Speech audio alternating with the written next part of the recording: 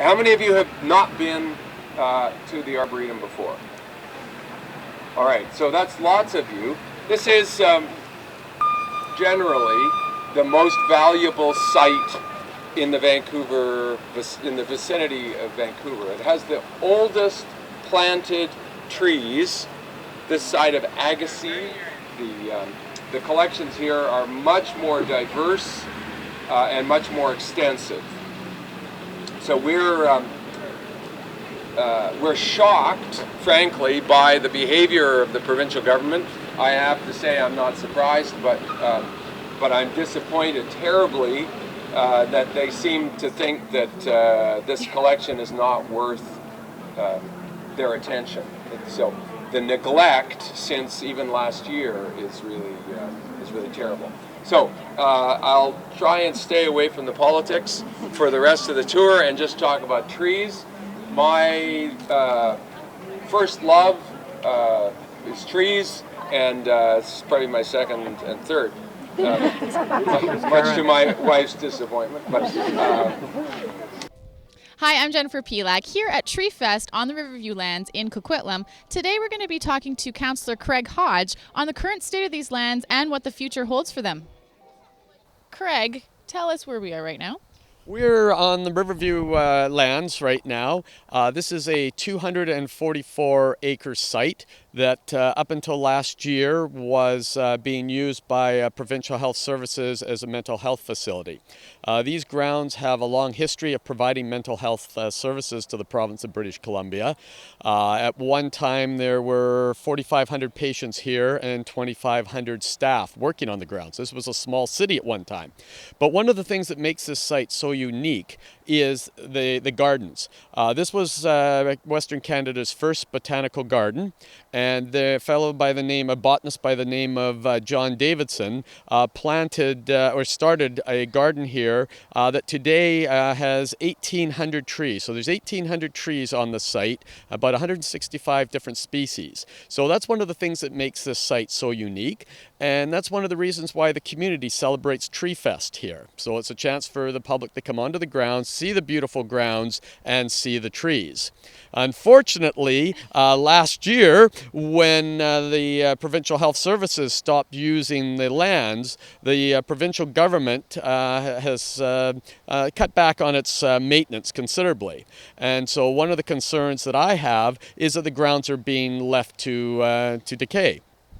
And we can clearly see that here with this fallen tree behind us and some pretty long grass. Yes, the grass hasn't been cut, and a lot of the site hasn't been cut this year. There's a few places where they're doing a bit of lawn cutting just near some of the buildings, and there's a few sort of areas that are still being used by other groups. But essentially, there's no lawn cutting taking place.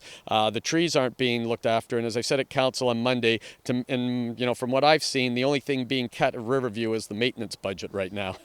Do you know what the future of these lands is going to hold? The provincial government has started a land use study. Last year they began a heritage conservation report. The heritage report has been completed, and now they're entering into the land use study. I'm looking forward to that. For 20 years we've been asking what's the future of the Riverview lands, and so I think this is good that we're starting that process, because I think once that process begins, then we're going to have a chance to have a dialogue and have some input into what our vision for the future is. So that's the next step. But my immediate concern is what's going to happen right now while we plan for the future. Who's going to look after these grounds? Who's going to look after these buildings?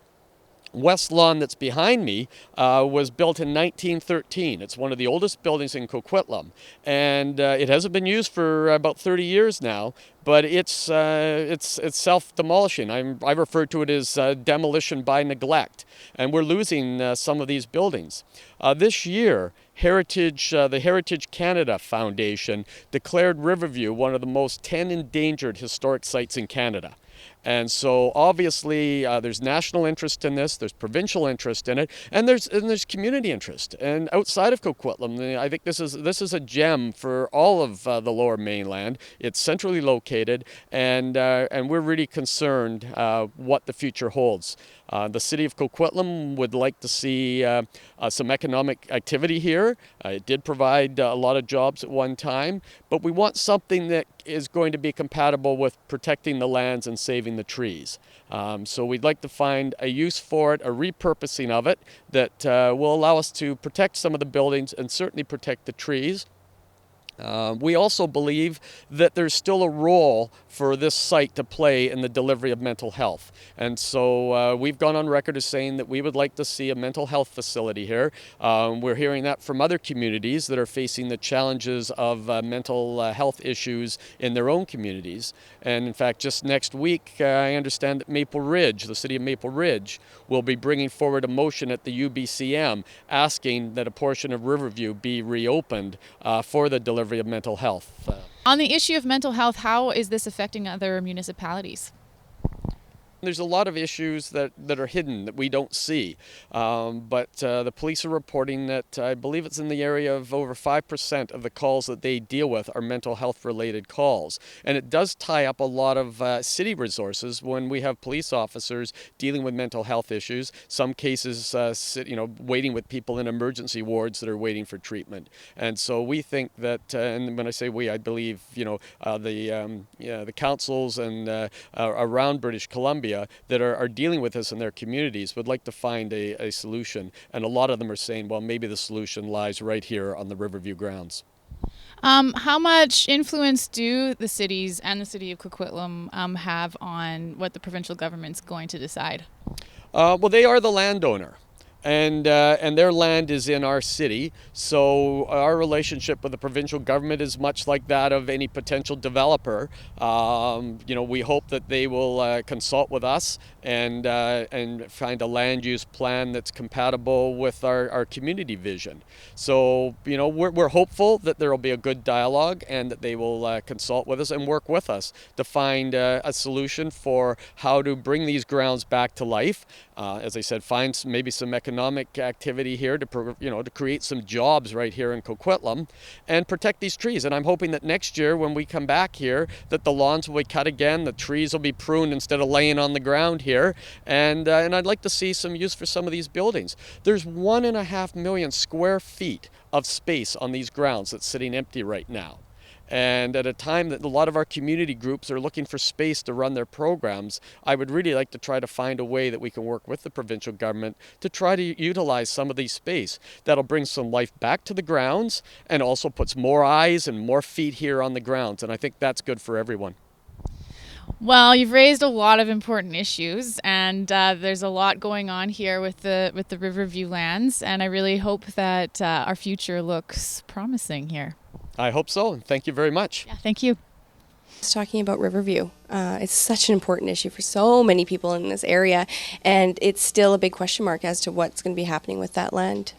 I don't know the answer to that either. I think that we're going to take our lead from the community as much as we possibly can on that. I know that the Arboretum is important to people, and I know preserving that green space is important to people to the extent that we can. So I know that there's a very active debate going on locally, and so I'm going to watch to see how it unfolds. And I know that our MLAs will be helping us formulate the future of the lands there. But, as I said, it's a really important part of this community. People love the Riverview lands. So we need to deal with it as sensitively as we can. But I don't have an answer for you about what exactly is going to happen with it yet.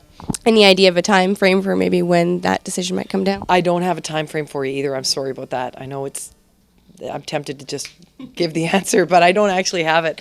So we'll work on it. We'll be patient. I'd ask people to be patient about it, and let's see where the debate takes us. I think there's a lot of ideas out there that need to be heard, and the three things that I said I wanted to accomplish by becoming premier were supporting families, enabling the creation of jobs, and opening up government. And opening up government is all about listening to people. So this is a really good example of where we can start listening to people.